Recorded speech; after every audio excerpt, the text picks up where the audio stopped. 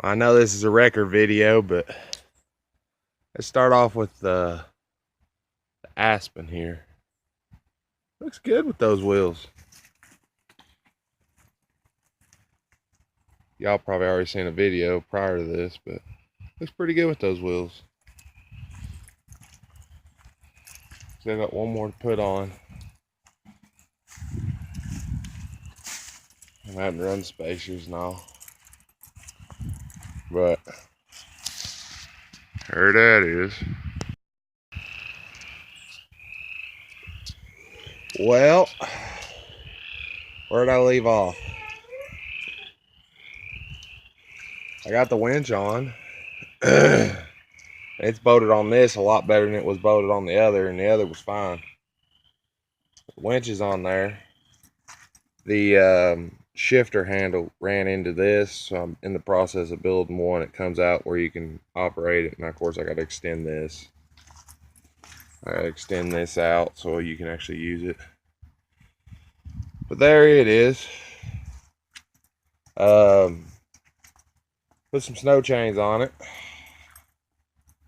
Old snow chains.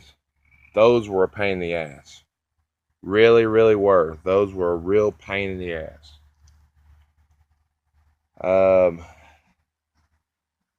Because I think they're just a little too small for this size tire. And those were a real pain in the ass to get them on there. But they're on there. The winch is on there. Let's see. Where else have I done? Alright. The boot here was broke. So I used gasket glue and fixed the boot. So now it don't leak down inside the transmission when it gets rained on. I was going to use the car manifolds. They ain't going to work. So, using the original 72 truck manifolds, which involves me, I'm going to have to build exhaust now instead of do it the way I was going to do it. That's probably the carburetor I'm going to use. I've got to clean it first. Nothing's actually really bolted, you know. This is just still a mocking. The biggest problem that this engine had back when it was in this frame was that dipstick was broke off. Well, I replaced it. I slapped the timing cover on, even though it ain't actually done. I'm just trying to get all my bits and pieces together. Still ain't put no cab mounts in. Ran the starter cable where it goes. You know, just, you know, picking away at little things that I can pick away at. I measured the drive shaft. It's going to be a fun thing to find. I might end up just cobbling together out of the Ford parts and different stuff just a cobbled drive shaft, because down there, you know, that thing's just a yoke. This one's a yoke. There's no slip joint, so you have to use a slip joint. I'm going to try to just find a piece of pipe for now that'll go inside that tube and connect back yonder to another piece of tube. I believe that one right there, just to cobble a drive shaft so it is movable. It won't be worth a shit for open road.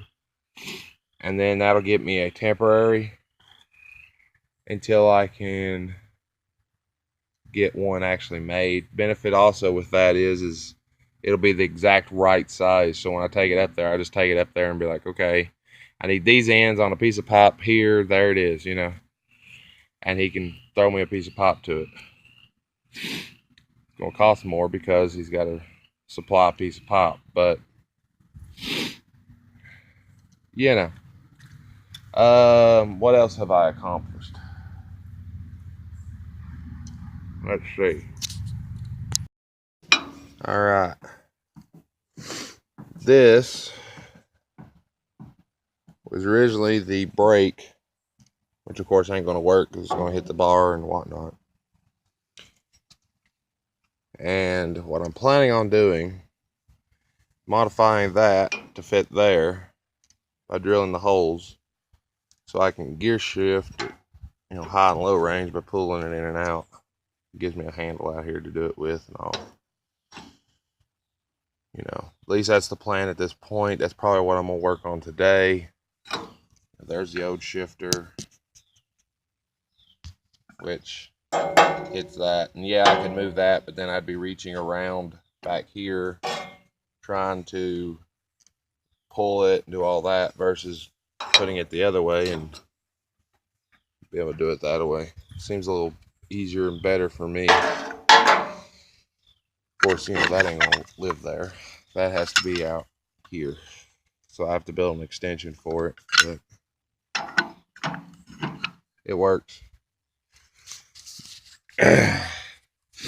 And hopefully I have enough oomph there to actually do the job. I ended up having to extend the bottom plate some, which is fine because I'm gonna reinforce that. I just haven't yet. But as soon as I get some bits and pieces, and I can throw that shit together. On the metal, I found out the price. Now I'm just trying to get the money together to be able to go get it. I got a buddy that said he'll haul it, so and it's expensive. It's not the. It shows that I'm glad I didn't have to buy all this metal that I used so far, because if I had to buy this thing would be retarded in price. But so far, that's probably going to end up being the most expensive piece that I've had to buy for this thing. Because it comes out to like $235. So, yeah.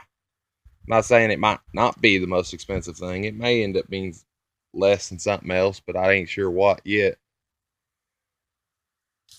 But keep picking away at it. Hopefully we can get this thing to a functional state. Get the cab on and get it where I can actually start using it. It's warm today. It poured like crazy last night. And I don't know if you can hear it in the video, but I can hear it. Them darn frogs are going Looney Tune out here, just squalling and squalling and squalling. But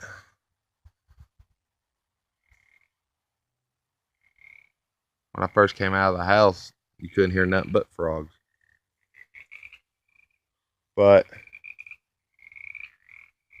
all right.